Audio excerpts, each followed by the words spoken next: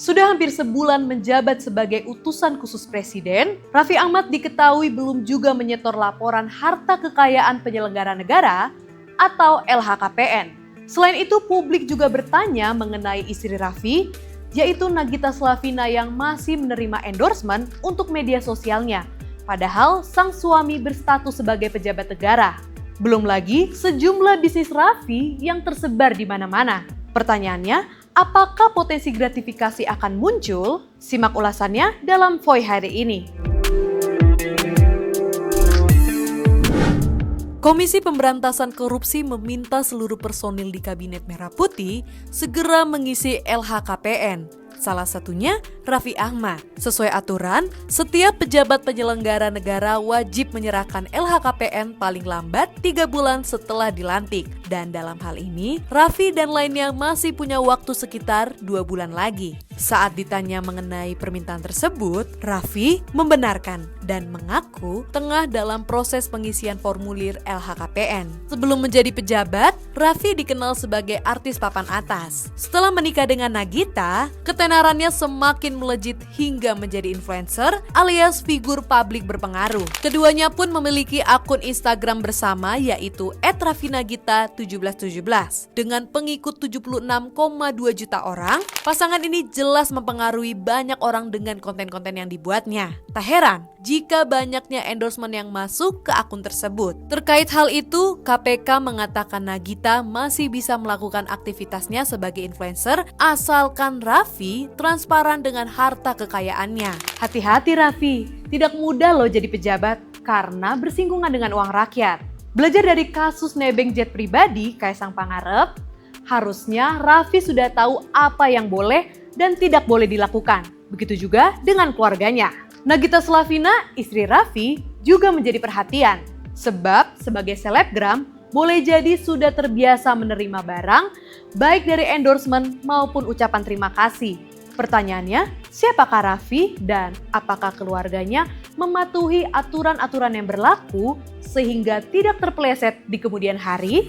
Raffi Ahmad diketahui memiliki gurita bisnis di mana salah satunya bisnis hiburan seperti Rans Entertainment, Rans Music, hingga Rans Animation Studio. Selain bisnis hiburan, Raffi memiliki bisnis kuliner di mana salah satunya Le Nusa yang berada di Paris, Prancis dan baru membuka cabang di Jakarta pada pertengahan November ini. Raffi juga memiliki bisnis kecantikan dan fashion seperti Rans Beauty dan NASL by Nagita Slavina. Di bidang olahraga, Raffi memiliki 3 klub di berbagai cabang yakni Rans Esport, Rans Cilegon FC, dan Rans Peak Basketball.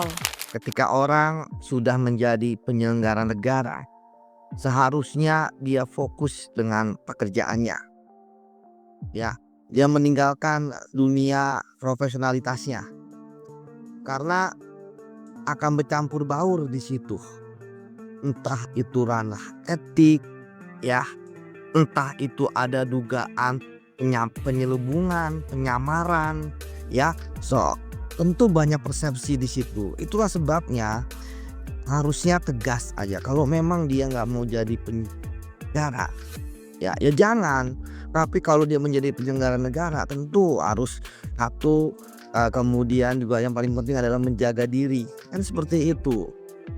Ya kalau misal jangan sampai nanti ya ada dugaan-dugaan bahwa endorse tersebut kemudian yang mengendorse adalah orang-orang yang punya konflik kepentingan terkait dengan tugas dan jabatan dia selaku ya penyelenggara negara seperti itu.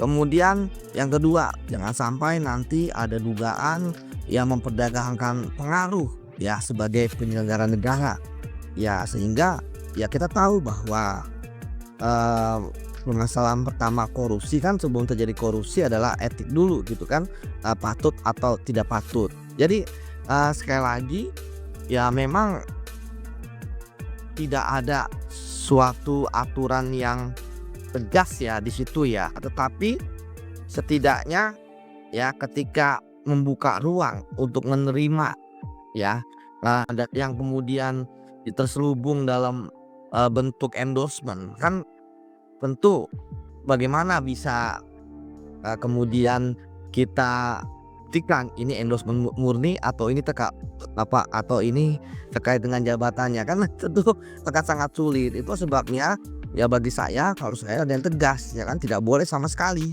Seharusnya ketika orang sadar dia menjadi penyelenggara negara ya dia lapor lah LHKPN.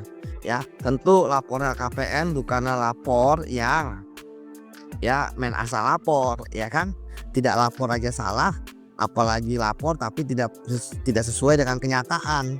Ya, jadi tentu yang dilaporkan adalah yang hasil berdasarkan kejujuran ya yang diperoleh dia, baik atas nama dia, atas nama istrinya kalau dia penyelenggara negaranya adalah laki-laki, sebaliknya juga atas nama suaminya kalau penyelenggara negaranya adalah perempuannya, kemudian anak-anaknya yang masih ditanggung atau bahkan yang masih belum status kepemilikannya masih belum berubah, sertifikat tanah misalnya dijual beli tapi sudah ada proses tinggal balik nama, tetap dimasukkan walaupun atas nama orang lain. Jadi semua harus dimasukkan.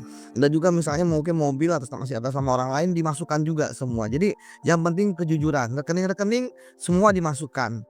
Ya, jadi benda bergerak, ya aset yang bergerak, tidak bergerak, ya investasi, kemudian dalam bentuk misalnya rekening giro, deposito, ya saham, kemudian emas dan sebagainya, itu semua dimasukkan. Sejatinya menjadi pejabat negara adalah sebuah pengabdian, tidak lagi berhitung untung atau rugi. Kita semua percaya Raffi dan keluarganya memiliki integritas yang tinggi, sebab secara finansial Raffi dan keluarganya tidak kekurangan apapun. Pertanyaannya, apakah Raffi dan keluarganya sudah siap dengan segala birokrasi pejabat? Saya Gebi, simak berita menarik lainnya di Voi.id.